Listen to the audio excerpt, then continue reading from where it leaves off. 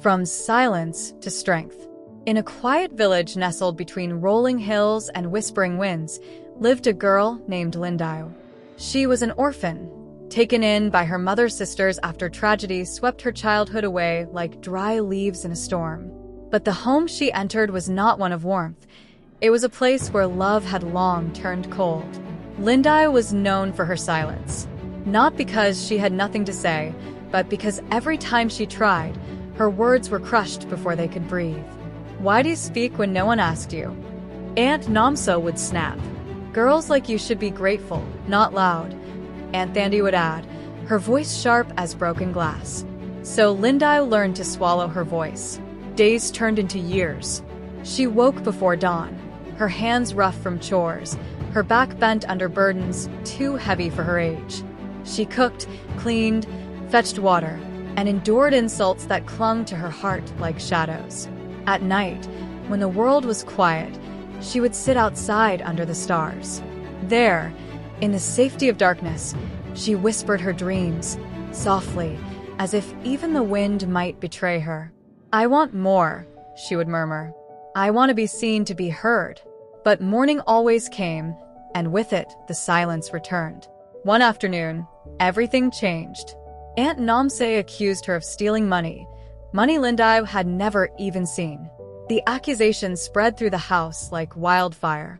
Before she could defend herself, Aunt Thandi struck her across the face. The sting burned, but it was not the pain that broke her. It was the injustice. "I didn't take it," Lindiwe finally said, her voice trembling but rising for the first time. The room fell silent. "What did you say?" Aunt Namsa asked, her eyes narrowing. "I said I didn't take it," Lindiwe repeated, louder now. Her heart pounded like a drum, fear and courage clashing inside her. For a moment, it felt like the world held its breath. Then came the laughter, cold, mocking laughter. "Look at her," Aunt Thandi sneered. "The silent girl thinks she has a voice." That night, Lindiwe did not cry.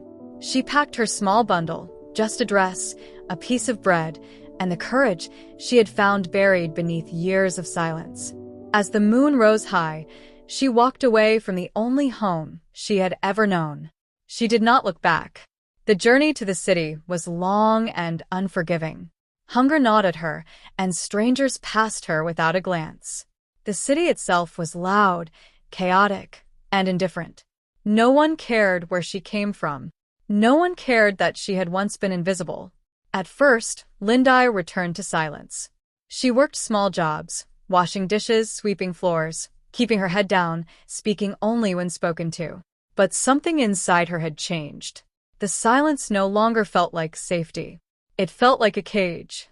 One day, at a busy marketplace, she saw a woman struggling to sell her handmade baskets. Customers ignored her, walking past as if she were air. Lindiwe felt something stir within her. Before fear could stop her, she stepped forward. "These baskets are strong," she called out, her voice cutting through the noise. "They will not break like the cheap ones you see elsewhere." People turned. Some paused. The woman looked at Lindiwe, shocked. "Feel them," Lindiwe continued, her confidence growing. "They are made with care. They will last." One by one, customers returned. By sunset, every basket was sold. The woman took Lindiwe's hands, her eyes shining with gratitude. "You have a gift," she said. "Your voice that brings life." That was the moment everything shifted. Lindiwe began to speak more. At first, it was difficult. Her words stumbled, her confidence wavered. But with each passing day, her voice grew stronger. She found work helping others sell their goods, then started her own small business. People came not just for what she offered, but for how she spoke, with honesty, warmth, and strength. Years passed. The silent girl became a woman whose voice carried across markets, streets, and hearts. And one day, she returned to her village.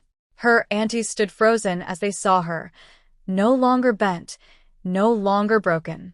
She stood tall, her presence commanding